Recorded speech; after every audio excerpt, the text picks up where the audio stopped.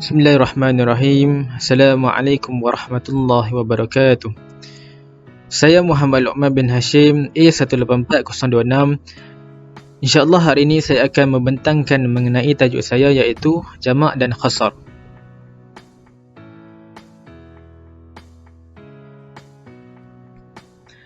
Baik, dalam topik ini saya akan membincangkan yang pertama pengenalan, yang kedua maksud solat jamak dan khasar, yang ketiga syarat solat jamak dan khasar, yang keempat niat solat jamak dan khasar, dan yang kelima persoalan-persoalan mengenai permusafiran. Baik, pengenalan apa itu solat jamak dan khasar. Dalam keadaan tertentu yang menepati syarak, Islam mengharuskan umatnya menjamak dan mengkhasarkan solat fardu sebagai rukhsah, yakni kemudahan. Kemudahan di sini bermaksud kelonggaran kepada orang yang bermusafir lebih daripada 2 marhalah, yakni 92 km, yang berkemungkinan mengalami masalah untuk singgah mendirikan solat berkali-kali. Artinya, kita boleh menjamakkan 2 solat serta mengkhasarkannya sekaligus. Baik, maksud solat jamak. Solat jamak bermaksud mengumpul 2 solat dalam satu waktu. Misalnya mengumpul solat zuhur dengan solat asar dan sebaliknya, serta solat fardu maghrib dengan isyak dan sebaliknya. Solat jamak terbahagi kepada 2, iaitu solat jamak takdim dan jamak takhir. Kita pergi kepada jamak takdim terlebih dahulu. Jamak takdim bermaksud melakukan solat jamak dalam waktu solat pertama. Contohnya, solat zuhur dijamakkan dengan solat asar dalam waktu zuhur.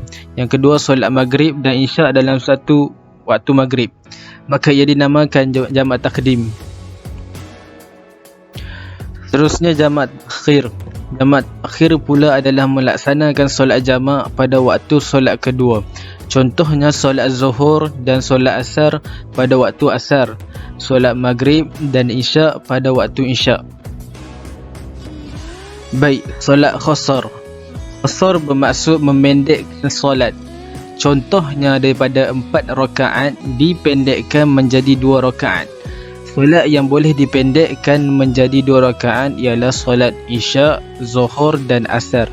Solat khasar juga boleh digabungkan dengan jamak, iaitu dengan memendekkan jumlah rakaat dan menghimpunkan solat-solat tersebut. Niat solat jamak zuhur dan asar, yakni jamak takdim. Setelah masuk waktu zuhur dan ketika itu kita sudah berada dalam perjalanan bermusafir, maka berwuduk dan bersedialah untuk solat. Lafaz niat solat jamak takdim bagi solat zuhur: Salli fardu zuhri khasran raka'atin jama'a takdim lillahi ta'ala. Kemudian solatlah asar, jangan pisahkan terlalu lama antara kedua solat fardu tersebut. Lafaz niat untuk solat jamak fardu asar: Salli fardu asri khasran raka'atin jama'a takdim lillahi ta'ala. Dengan demikian, kita tidak perlu lagi mengerjakan solat fardu asar di waktu asar nanti. Niat solat jamak zuhur dan asar bagi jamak takhir. Setelah masuk waktu zuhur dan ketika itu kita sudah berada dalam perjalanan bermusafir, maka berniatlah kita untuk mengerjakan solat fardu zuhur di waktu asar nanti. Niatnya lebih kurang begini: sahaja aku akan mengerjakan solat fardu zuhur dan jamak takhir di waktu asar nanti. Ketika mana masuk waktu asar, bersedialah untuk solat. Mulakan dengan solat fardu asar terlebih dahulu. Dalam keadaan berdiri, ucapkanlah lafaz niat usalli fardu asri khasran raka'atin jam'an ta'khirin lillahi ta'ala. Jangan dipisahkan terlalu lama antara kedua solat fardu tersebut. Kemudian solatlah solat fardu zuhur dengan lafaz niat usalli fardu zuhri khasran raka'atin jam'an ta'khirin lillahi ta'ala. Kemudian niat solat jamak maghrib dan isyak bagi jamak takdim. Setelah masuk waktu maghrib dan ketika itu kita sudah berada dalam perjalanan bermusafir, maka berwuduk dan bersedialah untuk solat. Dalam keadaan berdiri, ucapkanlah lafaz niat usalli fardu maghrib salasa raka'atin jama'a takdim lillahi ta'ala. Kemudian setelah masuk waktu fardu isyak, lafaz niat untuk solat fardu isyak adalah usalli fardu isyak qasran raka'atin jama'a takdim lillahi ta'ala. Manakala solat jamak maghrib dan isyak, yakni jamak takhir, Setelah mana masuk waktu maghrib dan ketika mana kita berada dalam perjalanan bermusafir, maka berniatlah kita untuk mengerjakan solat fardu maghrib di waktu isyak nanti. Apabila masuk waktu isyak, bersedialah untuk solat. Mulakan dengan solat fardu isyak terlebih dahulu. Dalam keadaan berdiri, ucapkanlah lafaz niat usalli fardu isyak khasran raka'atin jama'at ta'khirin lillahi ta'ala. Jangan dipisahkan terlalu lama antara kedua solat fardu tersebut. Kemudian solatlah fardu maghrib dengan lafaz niat usalli fardu maghrib salasa raka'atin jama'at ta'khirin lillahi ta'ala. Niat solat jamaah hari Jumaat. Orang bermusafir yang memulakan perjalanan sebelum terbit fajar subuh pada hari Jumaat tidak diwajibkan solat Jumaat. Walaupun begitu, jika kita hendak melakukan solat Jumaat dan asar secara jamak ianya sah. Menurut mazhab Syafi'i, harus dijamakkan dengan jamak takdim sahaja dan tidak harus dengan jamak takhir kerana solat Jumaat tidak harus dilewatkan dari waktunya. Lakukan solat Jumaat seperti biasa. Niatnya adalah usalli fardhu Jum'ah raka'atin ma'muman lillahi ta'ala. Setelah selesai memberi salam, segera bangun semula untuk mengerjakan solat qasar asar. Niat solat qasar asar adalah seperti niat solat qasar lain. Usalli fardhu asri qasran raka'atin jam'an taqdiman lillahi ta'ala. Dengan demikian, kita tidak perlu mengerjakan solat fardu asar di waktu asar nanti.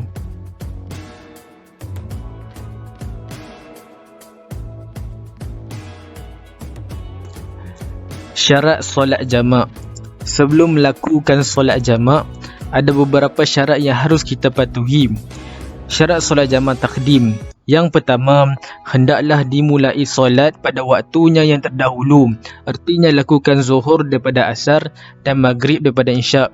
Yang kedua, niat jamak pada solat yang pertama pada permulaan takbiratul ihram atau di tengah-tengah solat selama mana ia belum memberi salam. Yang ketiga, berturut-turut antara solat yang pertama dan kedua. Oleh itu, antara kedua-dua tidak boleh diselangi oleh pekerjaan atau perbuatan lain. Sekiranya diselangi pekerjaan lain yang memakan masa selama 2 rakaat solat, maka hendaklah solat pada waktunya nanti. Sekiranya diselangi iqamat dan mengambil wuduk, maka jamaknya tidak terbatal. Yang keempat, berkekalan musafirnya sehingga takbir solat yang kedua, tetapi tidaklah disyaratkan sehingga selesai solat.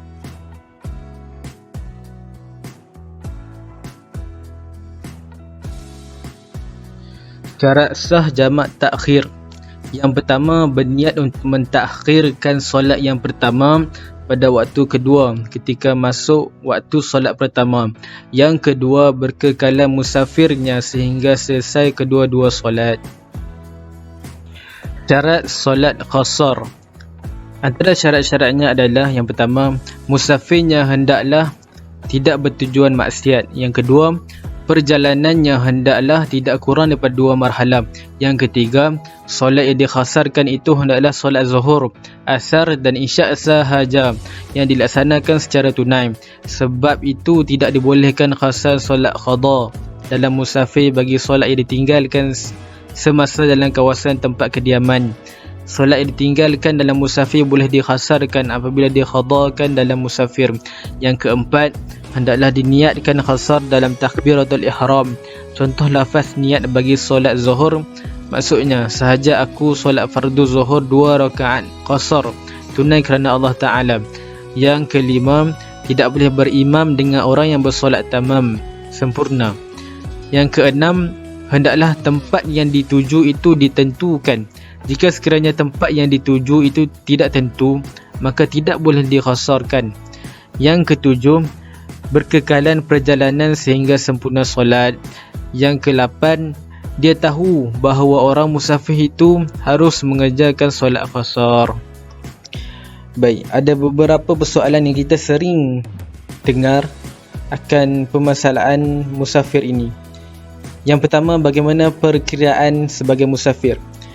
Permulaan musafir dikira setelah kita keluar kawasan, sama ada melepasi sungai, parit, kota sempadan atau melalui kawasan yang tidak ada bangunan lagi. Akhir musafir ialah apabila kita memasuki semula kawasan permulaan musafir tadi. Jarak solat jamak.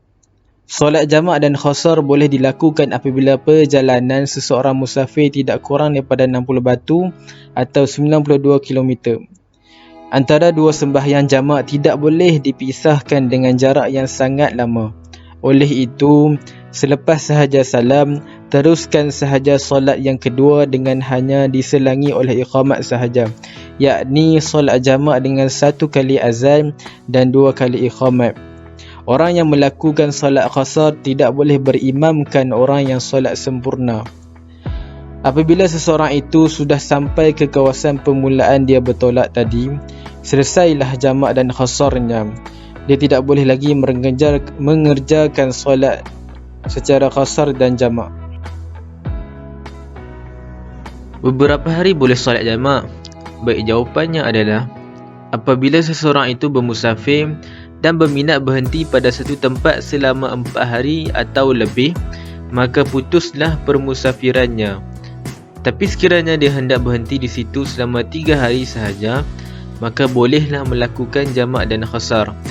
3 hari itu tidak termasuk hari sampai dan hari keluar.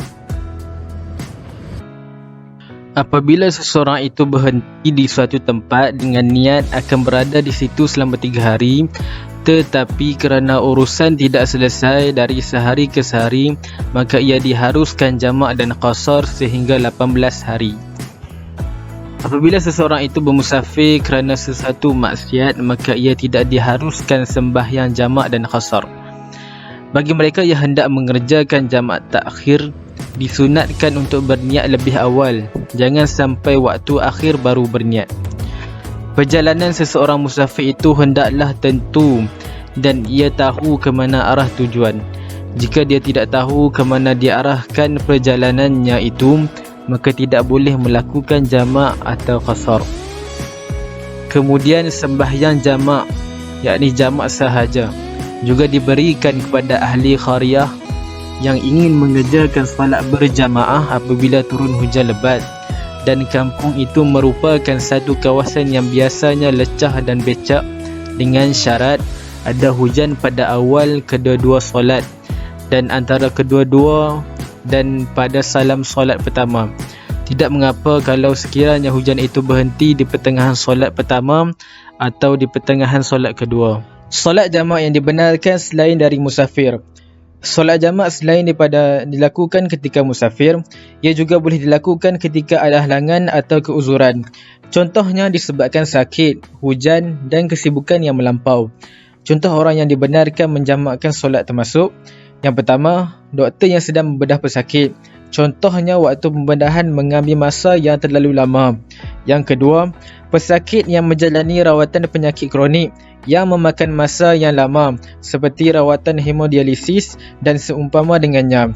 Yang ketiga, perempuan yang menaiki bas dalam satu perjalanan yang jauh apabila khawatir bas yang ditumpangi tidak berhenti ketika waktu solat atau dia bimbangkan keselamatan dirinya apabila turun daripada bas. Yang keempat, wanita yang mengalami istihadah, yakni keluar dari darah penyakit sehingga menyukarkannya untuk solat. Yang kelima, orang yang takut kepada musuh seperti dalam medan perang. Yang keenam, bidan yang bimbang kelewatannya akan menyebabkan kematian anak yang dilahirkan atau mendatangkan mudarat kepada ibu yang mahu melahirkan. Sebagai penutup, dapat kita simpulkan bahawa Islam itu agama yang memudahkan. Saya ingin memetik sebuah hadis riwayat Al-Bahaqi yang bermaksud, solat itu adalah tiang agama. Siapa yang mendirikannya, maka ia mendirikan agama, dan siapa yang meninggalkannya, maka ia meruntuhkan agama. Begitulah pentingnya solat dalam Islam. Walau di mana jua kita berada, solat mesti ditunaikan. Disebabkan itulah Islam memudahkannya agar kita tidak terlepas daripada menunaikan tanggungjawab kita. Sekian daripada saya. Yang baik datang daripada Allah Subhanahu Wa Taala, yang buruk datangnya daripada kelemahan diri saya sendiri.